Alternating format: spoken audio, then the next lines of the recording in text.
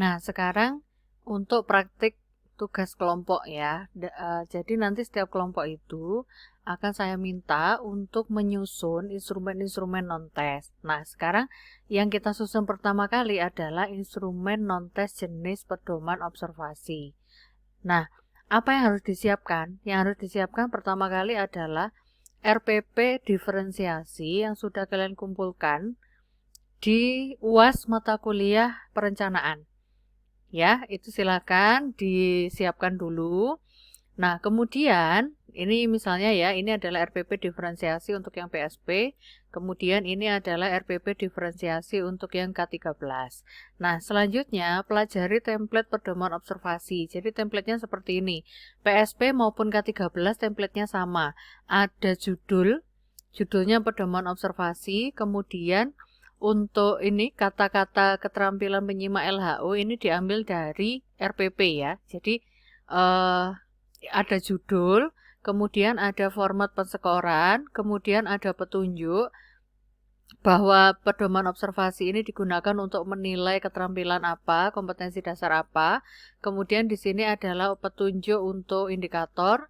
Kemudian di sini ada nama, kelas, tanggal observasi, materi pokok.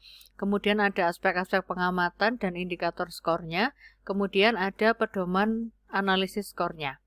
Jadi seperti itu templatenya untuk pedoman observasi. Oke, sekarang saya mulai dulu dari yang PSP ya. Jadi pertama disiapkan dulu RPP diferensiasinya untuk yang PSP. Nah, di sini kebetulan di mata kuliah perencanaan yang lalu saya membuat RPP untuk keterampilan menyimak tes LHU. Sehingga kenapa judulnya ini tadi adalah pedoman observasi keterampilan menyimak LHU. Seperti itu. Kemudian di bagian petunjuk itu di sini ada yang dicetak warna merah ini kan. Nah, yang dicetak warna merah ini adalah diambil dari keterampilan. Ini. Jadi keterampilan menyimak, peserta didik mampu mengevaluasi bla bla bla. Nah, kata-kata mengevaluasi ini yang kita copy seperti ini, kemudian untuk dipastekan ke sini. Ya. Nah, selanjutnya yang ini tinggal mengikuti template saja. Nah, kemudian aspek-aspek pengamatan sekarang. Aspek-aspek pengamatan saya kok bisa ada 3. Nah, ini ngambilnya dari mana?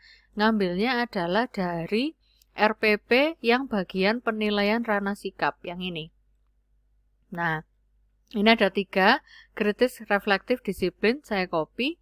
Kemudian saya letakkan di aspek pengamatan, kritis, reflektif, disiplin. Nah, sekarang tinggal kata-katanya. Kata-katanya, apa yang dimaksud dengan apa yang dimaksud dengan kritis? Kritis itu apa maksudnya? Kritis dalam hal apa gitu ya? Terus reflektifnya dalam hal apa? Disiplinnya dalam hal apa? Nah, dalam hal apa itu kita mengambilnya dari indikator yang ada di RPP. Jadi ke RPP, kemudian di sini kan ada indikatornya ya. Kalau untuk RPP-nya PSP tidak ada indikator, yang ada adalah tujuan pembelajaran. Jadi kritis kreatifnya itu tadi dalam hal apa, kita ngambilnya dari item-item yang ada di tujuan pembelajaran. Jadi ini misalnya saya copy, kemudian saya letakkan di sini tadi. Kritis dalam hal menganalisis gagasan, informasi aktual yang tidak akurat, bias dalam paparan laporan hasil observasi. Reflektif dalam hal mengevaluasi informasi aktual, tidak akurat dan bias, dan seterusnya. Jadi kata-kata itu tadi saya ambilnya dari kolom tujuan pembelajaran. Kecuali untuk yang disiplin. Yang disiplin ini kata-katanya saya membuat sendiri. Jadi disiplin itu yang dimaksud dalam RPP itu adalah ketika siswa mengerjakan tugas tepat waktu sesuai dengan instruksi. Dah, ini udah selesai. Nah, selanjutnya kita membuat pedoman analisis skor. Ini rumusnya. Interval sama dengan jangkauan dibagi indikator. Jangkauan itu rumusnya adalah skor maksimal dikurangi skor minimal. Nah, sekarang kita buat dulu diketahui skor maksimal. Skor maksimal itu ini. Jadi masing-masing item ini skor maksimalnya kan di sini 4 karena ada 3 aspek pengamatan. Kebetulan setiap aspek pengamatan itu skor maksimalnya 4, berarti skor maksimal adalah 3 kali 4.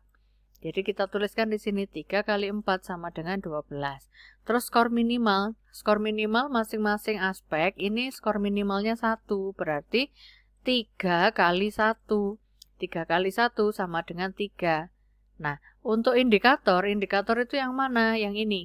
Jadi ada 1, 2, 3, 4. Berarti indikatornya ada 4. Dah. Ya, kemudian sekarang dihitung. Yang ditanyakan adalah interval. Rumusnya tadi skor maksimal dikurangi skor minimal dibagi indikator. Skor maksimalnya 12 dikurangi skor minimalnya 3 dibagi 4 sama dengan 2,25 atau kalau dibulatkan sama dengan 2. Nah, sekarang kita buat interval skornya. Kita mulai dari yang paling atas dulu. Jadi yang paling atas kan 12. 12 itu apa? Skor maksimal ini tadi loh. Kan 12.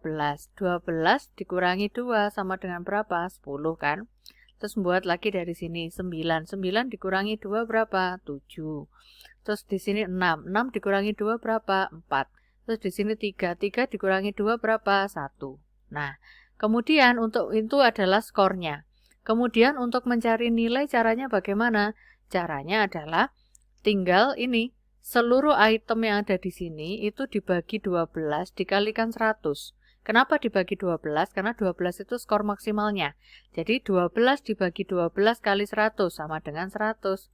10 dibagi 12 kali 100 sama dengan 83. 9 dibagi 12 kali 100 sama dengan 75.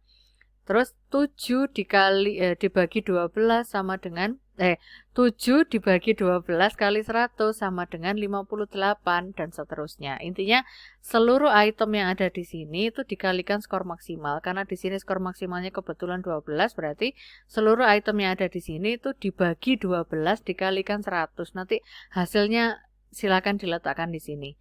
Ketika diletakkan di sini, ini kan hasilnya tidak apa ya? Masa habis 25 langsung 33 lah. Kalau ada siswa dapat skor 26, dia ikut kemana? Nah, kalau sudah seperti itu silakan disesuaikan. Jadi misalnya ini habis 25, di sini tulis saja 26. Nah, terus di sini habis 50, di sini tulis saja 51. Di sini habis 75, di sini ditulis saja 76 gini. Ya. Jadi supaya jelas. Oke. Nah, jadi cara menyusunnya seperti itu untuk yang PSP.